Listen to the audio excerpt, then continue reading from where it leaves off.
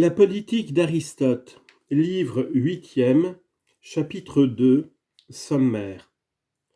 Causes diverses des révolutions. Disposition des esprits. But des révolutions. Circonstances déterminantes. Ces circonstances sont très complexes. On peut en distinguer un plus ou moins grand nombre: l'ambition des richesses, celle des honneurs, l'insulte, la peur, le mépris, l'accroissement disproportionné d'une classe, la brigue, la négligence, les causes insensibles, la diversité d'origine. Citation historique à l'appui de ces considérations. Puisque nous voulons étudier d'où naissent les discordes et les bouleversements politiques, examinons-en d'abord d'une manière toute générale l'origine et les causes. Toutes ces causes, on doit dire, peuvent être ramenées à trois chefs que nous indiquerons en peu de mots. Ce sont la disposition morale de ceux qui s'insurgent, le but de l'insurrection, et en troisième lieu, les circonstances déterminantes qui amènent le trouble et la discorde parmi les citoyens. Nous avons déjà dit ce qui dispose en général les esprits à une révolution, et cette cause est la principale de toutes.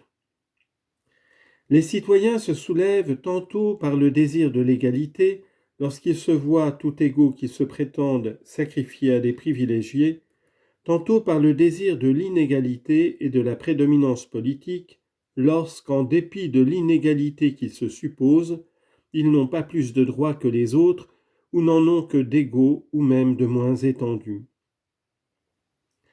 Ces prétentions peuvent être raisonnables, comme aussi elles peuvent être injustes. Par exemple, inférieur, on s'insurge pour obtenir l'égalité. L'égalité une fois obtenue, on s'insurge pour dominer. Telle est donc en général la disposition d'esprit des citoyens qui commencent la révolution. Leur but, quand ils s'insurgent, c'est d'atteindre la fortune et les honneurs, ou bien de fuir l'obscurité et la misère. Car souvent la révolution n'a eu pour objet que de soustraire quelques citoyens ou leurs amis à une flétrissure ou au paiement d'une amende. Enfin, quant aux causes et aux influences particulières qui déterminent la disposition morale et les désirs que nous avons signalés, elles sont, si l'on veut, au nombre de 7, bien qu'on puisse à son gré en compter encore davantage. 2 d'abord sont identiques aux causes indiquées plus haut, bien qu'elles n'agissent point ici de la même manière. L'ambition des richesses et celle des honneurs dont nous venons de parler peuvent allumer la discorde, sans qu'on prétende pour soi-même ni aux unes ni aux autres, mais seulement parce qu'on s'indigne de les voir justement ou injustement aux mains d'autrui. À ces 2 premières causes, on peut joindre l'insulte, la peur, la supériorité, le mépris, l'accroissement disproportionné de quelques parties de la cité. On peut aussi, et d'un autre point de vue, compter comme cause de révolution la brigue, la négligence, les causes insensibles et enfin les diversités d'origine. On voit sans la moindre peine et avec pleine évidence tout ce que l'insulte et l'intérêt peuvent avoir d'importance politique et comment ces 2 causes amènent des révolutions. Quand les hommes qui gouvernent sont insolents et avides, on se soulève contre eux et contre la Constitution qui leur donne de si injustes privilèges qu'ils fassent d'ailleurs fortune aux dépens des particuliers ou aux dépens du public. Il n'est pas plus difficile de comprendre quelle influence les honneurs peuvent exercer et comment ils peuvent causer des séditions. On s'insurge quand on se voit privé personnellement de toute distinction et que les autres en sont comblés. Il y a une égale injustice quand les uns sont honorés, les autres avilis hors de toute proportion.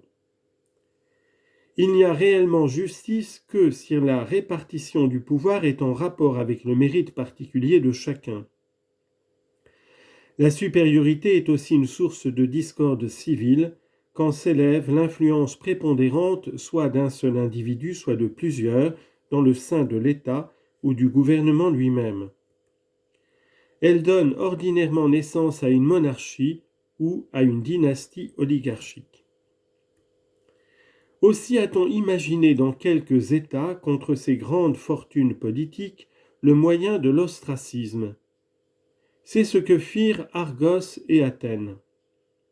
Mais il vaut bien mieux prévenir dès leur début les supériorités de ce genre, plutôt que de les guérir par un tel remède, après qu'on les a laissés se former.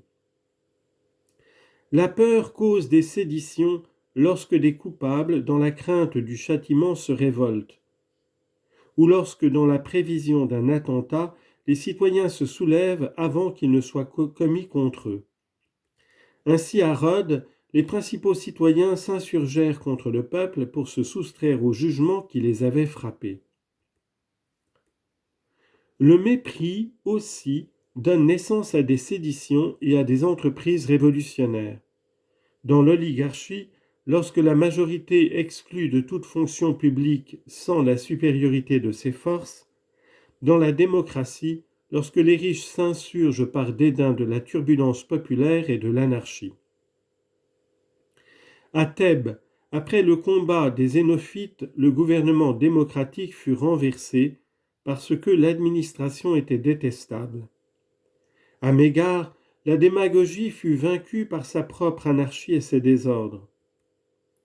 Autant en advint à Syracuse avant la tyrannie de Gélon et à Rhodes avant la défection. L'accroissement disproportionné de quelques classes de la cité cause aussi des bouleversements politiques. C'est comme le corps humain dont toutes les parties doivent se développer proportionnellement pour que la symétrie de l'ensemble continue de subsister. Ou bien, elle courrait le risque de périr si le pied venait à croître de 4 coudées et le reste du corps de 2 palmes seulement. L'être pourrait même complètement changer d'espèce s'il se développait sans proportion, non pas seulement de dimension, mais encore d'éléments constitutifs. Le corps politique se compose également de parties diverses, dont quelques-unes prennent souvent en secret un développement dangereux. Par exemple, la classe des pauvres dans les démocraties et les républiques. Il arrive même quelquefois que ce sont des circonstances toutes fortuites qui amènent ce résultat. À Tarente, la majorité des citoyens distingués ayant été tués dans un combat contre les Japiges, la démagogie remplaça la République. C'était peu de temps après la guerre médique. Argos, après la bataille du Sète où Cléomène le Spartiate avait détruit l'armée argienne, fut forcé d'accorder le droit de cité à des serfs. À Athènes, les classes distinguées perdirent de leur puissance parce qu'elles durent servir à leur tour dans l'infanterie après les pertes qu'avait éprouvées cette arme dans les guerres contre Lacédémone. Les révolutions de ce genre sont plus rares dans la démocratie que dans tous les autres gouvernements. Toutefois, quand le nombre des riches s'accroît et que les fortunes augmentent, la démocratie peut dégénérer en oligarchie, soit tempérée, soit violente. Dans les républiques, la brigue suffit pour amener, même sans mouvement tumultueux, le changement de la Constitution. À Éré, par exemple, on abandonna la voie de l'élection pour celle du sort, parce que la première n'avait jamais amené que des intrigants au pouvoir. La négligence aussi peut causer des révolutions, lorsqu'on la pousse jusqu'à laisser tomber le pouvoir aux mains d'hommes ennemis de l'État. À Orée, l'oligarchie fut renversée par cela seul qu'Héracléodore avait été élevé au rang des magistrats. Il substitua la République et la démocratie au système oligarchique. Quelquefois, la révolution s'accomplit par suite des plus petits changements, et je veux dire par là que les lois peuvent subir une altération capitale par un fait qu'on regarde comme sans importance et qu'on aperçoit à peine. À Ambracie, par exemple, le cens d'abord était fort léger. À la fin, on l'abolit entièrement, sous prétexte qu'un cens aussi faible ne différait pas, ou du moins différait fort peu, de l'absence totale de cens. La diversité d'origine peut aussi produire des révolutions jusqu'à ce que le mélange des races soit complet, car l'État ne peut pas plus se former du premier peuple venu qu'il ne se forme dans une circonstance quelconque. Le plus souvent, ces changements politiques ont été causés par l'admission au droit de cité d'étrangers domiciliés dès longtemps ou nouveaux arrivants.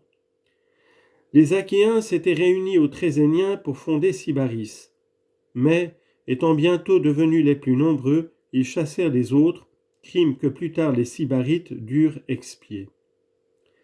Les Sybarites ne furent pas du reste mieux traités par leurs compagnons de colonie à Thurium. Ils se firent chasser parce qu'ils prétendaient s'emparer de la meilleure partie du territoire, comme si elle leur avait appartenu en propre.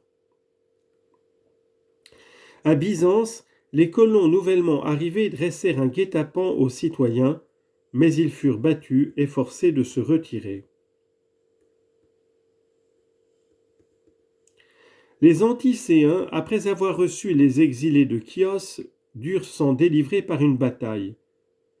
Les Ancléens furent expulsés de leur propre ville par les Samiens qu'ils y avaient accueillis. Apollonie du Pont-Euxin eut à subir une sédition après avoir accordé à des colons étrangers le droit de cité. À Syracuse, la discorde civile alla jusqu'au combat parce que, après le renversement de la tyrannie, on avait fait citoyens les étrangers et les soldats mercenaires. À Amphipolis, l'hospitalité donnée à des colons de Chalkis devint fatale à la majorité des citoyens qui se virent chassés de leur territoire. Dans les oligarchies, c'est la multitude qui s'insurge parce qu'elle se prétend, comme je l'ai déjà dit, lésée par l'inégalité politique et qu'elle se croit des droits à l'égalité. Dans les démocraties, ce sont les hautes classes qui se soulèvent parce qu'elles n'ont que des droits égaux malgré leur inégalité. La position topographique suffit quelquefois à elle seule pour provoquer une révolution. Par exemple, quand la distribution même du sol empêche que la ville n'ait une véritable unité. Ainsi, voyez à Clazomène l'inimitié des habitants du Chypre et des habitants de l'île. Voyez les Colophoniens, les Notiens. À Athènes, il y a dissemblance entre les opinions politiques des diverses parties de la ville, et les habitants du Pirée sont plus démocrates que ceux de la cité. Dans un combat, il suffit de quelques fossés à franchir et des moindres obstacles pour rompre les phalanges. Dans l'État, toute démarcation suffit pour y porter la discorde. Mais le plus puissant motif de désaccord, c'est la vertu d'une part et le vice de l'autre. La richesse et la pauvreté ne viennent qu'après. Puis, enfin, bien d'autres causes plus ou moins influentes, et parmi elles, la cause toute physique dont je viens de parler.